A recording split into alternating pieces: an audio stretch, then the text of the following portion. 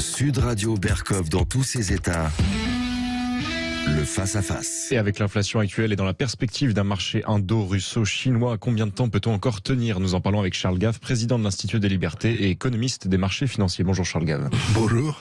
Alors Charles Gave, on regarde un peu tout cela. Effectivement, ça fait maintenant une semaine que se passe ce conflit, cette invasion, cette agression. Appelons-la comme... Il y a plusieurs mots pour ça, mais en fait... Justement, c'est aux financiers, aux connaisseurs de la finance. Vous êtes entre l'Amérique, entre la Chine, la France, l'Europe. Parlons d'abord quelque chose. On entend beaucoup que, étant donné qu'on est en train d'attaquer sur la monnaie, qu'on est en train de geler les avoirs des oligarques russes et autre chose, qu'on est en train on l'a vu pour RT France et autrement, et on parle d'un retour à l'étalon or. Qu'est-ce que ça veut dire ? C'est une raison, ça, les retours à l'étalon or, c'est assez simple. C'est que les États-Unis, il y a une quinzaine d'années, ont décidé d'extraterritorialiser leurs droits sur le dollar. Autrefois, si la France vendait quelque chose au Soudan, en dollars, puisque c'est que le commerce international se passe en dollars, beaucoup. Là, oui. Eh bien, la France vendait au Soudan, personne n'en parlait. Et puis, le Soudan est devenu un pays interdit par les États-Unis. Et donc, la France vendait au Soudan en dollars, et donc les États-Unis ont dit, comme c'est en dollars, le droit américain s'applique, et on a collé une amende de 8 ou 9 milliards d'euros à la BNP. Et puis ensuite, on a saisi les réserves de change de l'Iran, par exemple. Et maintenant, on vient de saisir les réserves de change en dollars et en euros de la Russie. C'est-à-dire que vous dites, cette espèce de... Pax Americana qui régnait depuis 1946, où si j'avais des dollars, une fois que je les avais gagnés, ils étaient à moi, j'en faisais ce que je voulais, c'est fini. Donc le droit américain, maintenant, s'applique à tous les actifs en dollars. C'est-à-dire que dans toute transaction dans le monde aujourd'hui, il y a 3 types qui sont au courant, vous et moi, si on s'est vendu quelque chose, et la CIA, en dollars. Donc vous pensez bien que tout passe par le dollar. Oui, tout passe si ça passe par le dollar. Si ça passe par le dollar. Mais si on faisait des affaires entre vous et moi en or, la CIA ne serait pas au courant. Donc vous pensez bien que le rôle du dollar comme monnaie de réserve, c'est fini. Plus personne n'y croit. C'est terminé pour vous. C'est une perte de souveraineté inimaginable. Oui. Mais alors, dites-moi, le gel des avoirs russes, pour parler de l'actualité, les sanctionne très gravement c'est à peu près la moitié de la réserve, pas tout à fait, parce qu'ils en avaient quand même mis un paquet en euros. Et là, c'est la BCE qui a décidé de geler les réserves en euros, parce qu'il n'y en avait plus que 4% en dollars. Ça fait un petit moment qu'ils se préparent. Donc, ils ont la totalité de leurs réserves gelées aujourd'hui? Non, 50% à peu près. Parce qu'ils ont pas mal de réserves en yuan. Ah ouais. Ils ont à peu près pas mal en yens, et à peu près entre 25 et 30% en or. D'accord. Donc, et alors, c'est envisageable, par exemple, une espèce d'alliance financière indo-russo-chinoise? C'est assez simple. C'est que la Russie est très gros exportateur de matières premières. On va en reparler, j'imagine. Oui. En particulier d'énergie, de pétrole. Et donc, ils ont qu'à facturer leur pétrole à la Chine en yuan. Mais à ce moment-là, ils n'ont plus besoin de passer par le dollar. Donc, c'est une incitation formidable à tous les gens qui, dans le fond, n'ont pas envie de se retrouver sous le contrôle de la CIA, à passer à facturer dans une des deux monnaies, soit celle du pays qui exporte, soit celle du pays qui importe. D'ailleurs, la dernière fois que vous êtes venu à l'émission, Charles Gave, je rappelle, il dit, mais je ne comprends pas pourquoi il pousse à ce point la Russie dans les bras de la Chine. Ce que je vous avais dit il y a une semaine. Il continue à qui mieux, c'est tout à fait extraordinaire. Ouais, Et c'est une des erreurs massives. Mais ce qu'il faut dire ici rapidement, c'est que les États-Unis, la Chine est un gros exportateur, la Russie est un gros exportateur de matières premières, mais le gros consommateur de matières premières, c'est l'Europe. Il y a à peu près 40%, ça dépend. Mais oui, de gaz russe, ou de pétrole russe. Et je ne sais pas si vous avez remarqué, mais le charbon, dans les 10 derniers jours, a plus que doublé. Et l'année dernière, sur les 12 derniers mois, il a été multiplié par 5. Et les Russes sont parmi le 3e producteur de charbon mondial. Et puis les Russes sont le 3e exportateur mondial de blé.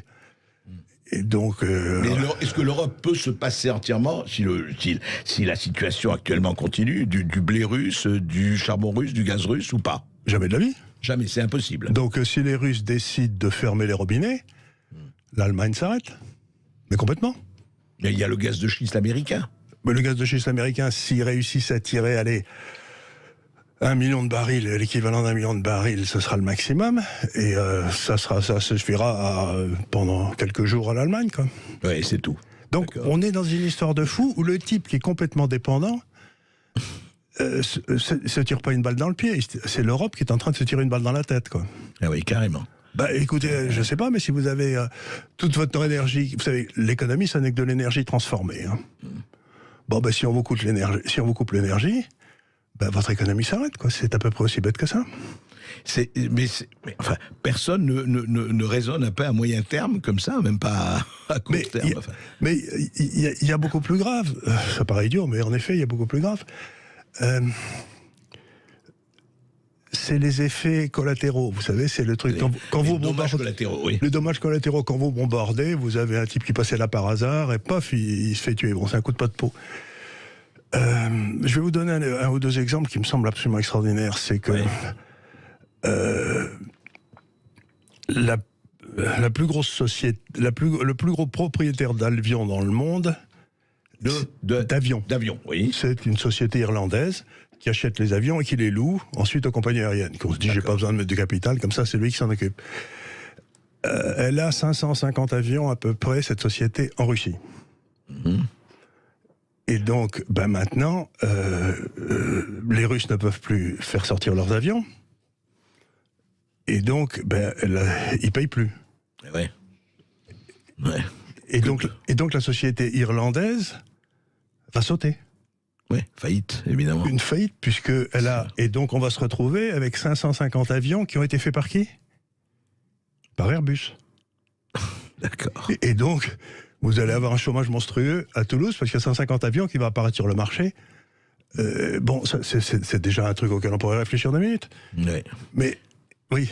Non, c'est intéressant, Charles Gave, ce que vous dites, parce que je crois que les gens, comme on leur en parle pas, l'Europe, vous dites, est dépendante à 40% voilà. Des Russes du point de vue de l'énergie, etc. Enfin, de l'énergie, mais le prix du blé est en train de monter comme une fusée, parce que certes, la Russie est un gros exportateur de blé, mais l'Ukraine aussi, donc la campagne de cet été va peut-être pas être terrible en Ukraine, hein, ouais. C'est à peu près la moitié des exportations russes. Et donc le prix du blé monte.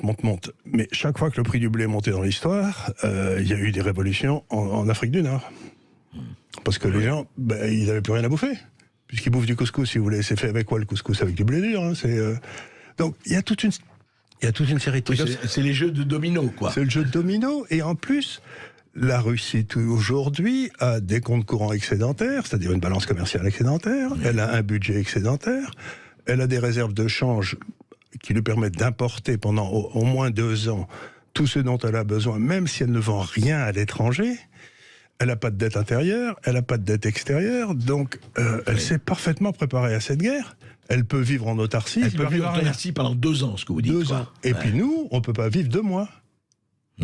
Donc on est là en train de courir partout, de crier démocratie, démocratie en sautant sur nos chaises, comme disait De Gaulle, mais je ne pense pas que les gens aient bien conscience du rapport des forces. Oui, c'est assez étonnant. On va continuer à parler, c'est en même temps passionnant, mais c'est vrai très préoccupant. On en parle avec Charles Gave après cette petite pause, à tout de suite. Sud Radio. Les Français parlent au français. Les carottes sont cuites. Les carottes sont cuites. Sud Radio Berkov dans tous ses états. Les Français parlent aux Français et Charles Gave parle aux auditeurs de Sud Radio. Justement, Charles, on voudrait parler des marchés dérivés, de SWIFT et de ce qui se passe dans les banques du monde entier en ce moment. Mais ça, c'est pas beau à voir. Hein, je vais vous dire ça tout de suite. Mais je vais essayer d'expliquer aux gens de la façon la plus simple possible. Pour on parle marché financier, la plupart des gens s'imaginent que ce sont des actions, d'obligations, et puis qu'il y a des gros spéculateurs qui s'en mettent plein les fouilles. Ils ne savent pas trop bien comment, parce qu'ils le feraient s'ils pouvaient, mais non, c'est pas comme ça que ça se passe. C'est que derrière chaque prix dans les marchés financiers, il y a toute une série de produits dérivés qui se mettent, et c'est là où les gens, où il y a des transactions gigantesques. Je vous donne par exemple, oui, un exemple. Un exemple, le pétrole. Bon, oui. Le pétrole. Vous avez un gars qui, par exemple, produit trop de pétrole en Russie. Et puis, il gagne sa vie à $40 le baril. On est à 80. Il est content. Il se dit, je vais vendre mon pétrole À terme. C'est-à-dire qu'il va vendre le pétrole, pas de cette année, mais de l'année prochaine et de l'année d'après. Ah oui, déjà, oui. Il se dit, comme ça, je touche 80, je gagne 40, et puis s'il y a des gens qui gagnent plus, moi, j'en ai rien à foutre. Bon, et à ce moment-là, vous avez quelqu'un en face, par exemple, je ne dis pas, j'en sais rien, mais elle est Air France, qui est un gros utilisateur de pétrole, avec ses avions, qui se dit, moi, il faut que je couvre mon risque de hausse des prix du pétrole. Donc, ils vont acheter le pétrole au-dessus de 80. Et comme ça, et donc vous avez un vendeur de pétrole à 80, un acheteur de pétrole à 80. Et puis, au milieu, vous mettez une banque qui va délivrer des lettres de crédit pour acheter ceci, pour acheter cela. Donc la banque, c'est l'endroit où se passent les transactions. Voilà, c'est l'intermédiaire. C'est l'intermédiaire. Et parfois, d'ailleurs, la banque va se dire... je connais celui-là qui veut vendre, je connais celui-là qui pourrait acheter, je vais leur donner des coups de téléphone et je vais voir si par hasard ils pourraient pas faire le deal à travers moi. Vous voyez ce que je veux dire? Donc, et je prends ma commission, etc. Par exemple. Et en plus, vous pouvez vendre des options d'achat, des options de vente. Donc, les marchés à terme, les marchés futurs, les options, c'est des systèmes d'assurance où les gens s'assurent contre un truc qui serait cataclysmique pour eux, et puis il y a quelqu'un d'autre qui peut porter ce risque, qui prend le risque. D'accord. Donc, vous pouvez imaginer que derrière les marchés, il y a une immense constellation d'assurances qui sont prises, et ça représente des milliards de transactions et des centaines de milliards de dollars. C'est à peu près 3 fois le PIB mondial. Ouais, c'est dingue. Donc, c'est gigantesque. C'est une myriade de produits dérivés. Une myriade de produits dérivés, ça s'échange dans tous les sens, et personne n'y comprend rien. Ne sait où est le risque. Parce qu'il est complètement éclaté dans tous les sens. Personne n'y comprend rien. Bon, alors maintenant, imaginez qu'il y a un type absolument génial en France qui décide de ruiner l'économie russe. Oui, comme l'a dit l'admirable Bruno Le Maire. Oui. Bon, alors qu'est-ce qu'il fait? Il interdit on interdit aux Russes d'utiliser le dollar. Ils peuvent plus vendre leur pétrole. Oui, puisque c'est en dollars. Puisque c'est en dollars. Donc à ce moment-là, Air France... Il ne livre pas le pétrole à Air France. Et Air France, qui s'imaginait être couvert contre le risque du pétrole qui monte, ils sont obligés de galoper dans les marchés pour l'acheter au comptant. Oui. Ce qui fait venezuélien marché partout, quoi. Partout. Et ce qui fait monter le prix du pétrole comme une fusée. Et le prix du pétrole qui monte comme une fusée, ça fout une récession partout. Parce qu'une hausse des prix du pétrole, c'est une augmentation des impôts. C'est rien d'autre. Clair. Qui est prélevé. Et donc, vous vous retrouvez dans un monde complètement farfelu, où vous risquez d'avoir la banque qui avait garanti les deux côtés, qui d'un seul coup, elle ne reçoit pas le pétrole. Donc elle ne reçoit pas l'argent. Donc elle ne reçoit pas l'argent, mais par contre, elle s'est engagée vis-à-vis d'Air France. Ah oui, c'est ça. Et elle prend une perte gigantesque. Parce qu'aujourd'hui, on est à 117, entre 80 et 117. Pas mal. Et donc la banque saute. Et qui finance le commerce mondial comme ça partout dans le monde? C'est les banques françaises. Partout dans le monde? C'est les plus grosses. Ouais, BNP, Société Générale, Crédit Agricole. Et donc, ce qu'elles font, au fond, c'est qu'elles émettent du papier commercial à New York, elles prennent des dollars, et ensuite, elles prennent ces dollars et elles vont les prêter soit à Air France, soit à Rosneft, soit elles se débrouillent comme ça. Mais si elles font faillite, si d'un seul coup, il y en a un des deux qui fait défaut. Donc, ce qu'on est en train de faire, c'est que cette truc... Tout ça, ça peut être les conséquences de ce qui se passe. Ça peut être les conséquences. Et ce qui est très intéressant, c'est que comme c'est un système d'assurance mutualisée, c'est un jeu, ce qu'on appelle un jeu à somme nulle. C'est-à-dire que la perte de l'un est le gain de l'autre. Donc, il n'y a pas de... Il y a des gens qui touchent des commissions, mais enfin, c'est tout, quoi. Si vous avez d'un seul coup un des deux qui avait assuré ou qui s'était fait assurer, qui fait faillite, l'autre reste les jambes en l'air, si j'ose dire, et il se retrouve ruiné. Et c'était ce qui s'est passé en 2008-2009 quand... Avec les subprimes. Avec les subprimes, quand AIG et Lehman avaient sauté. Donc il y avait toute une partie de réassureurs qui avait disparu, et le système s'est complètement arrêté. D'un seul coup, la vélocité de la monnaie est tombée à zéro. Oui, mais enfin, on a aujourd'hui, ils ont tous le souvenir de 2008, c'est pas loin. Est-ce que ça peut vraiment se renouveler de la même façon ou de l'autre façon? Exactement que ça peut se renouveler de la même façon. S'il y a une banque française qui a prêté des dizaines de milliards de dollars à Rosneft et qui ne sont pas livrés, ou j'en sais rien. Rosneft, c'est la compagnie de pétrole russe, oui. Et bien sûr que ça peut se produire. Et alors c'est pour ça que je dis aux gens, regardez les marchés financiers, et si vous voyez les banques françaises commencer à se casser la gueule, le marché ne comprendra pas pourquoi, mais moi je comprendrai. C'est qu'il y a des cadavres absolument monstrueux dans toutes ces activités d'assurance, de réassurance. Vous avez rompu la chaîne de l'assurance. Et vous vous retrouvez dans la situation du gars qui a une assurance incendie dans sa maison, pour sa maison, et puis l'assureur fait faillite. Mais ce que vous dites, Charles Gave, parce qu'on ne va pas précipiter tous les auditeurs et les guichets de banque, non. Mais ça ne peut s'arrêter quoi alors? Donc en fait, on souhaiterait de partout qu'il y ait un cessez-le-feu ou que ça s'arrête vraiment pour retrouver la chaîne ou pas. Oui, mais en même temps, quand on a cassé un certain nombre de lignes commerciales qui marchaient depuis toujours, ça se refait pas en 5 minutes. Ouais. C'est-à-dire qu'ils sont en train de toucher avec leurs gros doigts velus et plein de graisse des espèces de petits parchemins tout à fait ravissants qui vont détruire. Vous voyez ce que je veux dire? Une fois que vous avez détruit ça, oui, c'est difficile à reconstruire. Enfin, c'est difficile. C'est de la porcelaine, ce truc. C'est de la porcelaine très fine, très. Et sans ça, rien ne marche parce que l'assurance du risque, c'est l'essentiel, si vous voulez. De la transaction. De la transaction. On ne cherche qu'à protéger ses risques dans ces marchés. Je parle de la compagnie, je parle de Air France qui a besoin d'acheter du pétrole, mais ça peut être EDF qui a besoin d'acheter du gaz. Vous voyez, et donc d'un seul coup, ils se retrouvent short. Ouais. Le truc, et ils se retrouvent short, mais ils peuvent pas couvrir. Ils sont pas là, ils le produisent pas le gaz. Ouais, il est à court et ils ne savent plus quoi faire. Mais dites-moi juste pour et à propos de Swift, vous voyez, le Swift, c'était ce qui assurait le paiement dans tout dans ce monde virtuel. C'était ça. C'était ça. C'est-à-dire que de toute façon, vous étiez assuré, le paiement se passait par Swift. Le paiement Donc, on dit aux Russes, Swift, c'est fini. Mais les Russes vont être très embêtés avec ça quand même. Les Russes sont très embêtés, mais c'est là où ça devient presque risible, c'est que dimanche matin, on annonce fièrement qu'on va les Russes n'auront plus accès à Swift. Oui.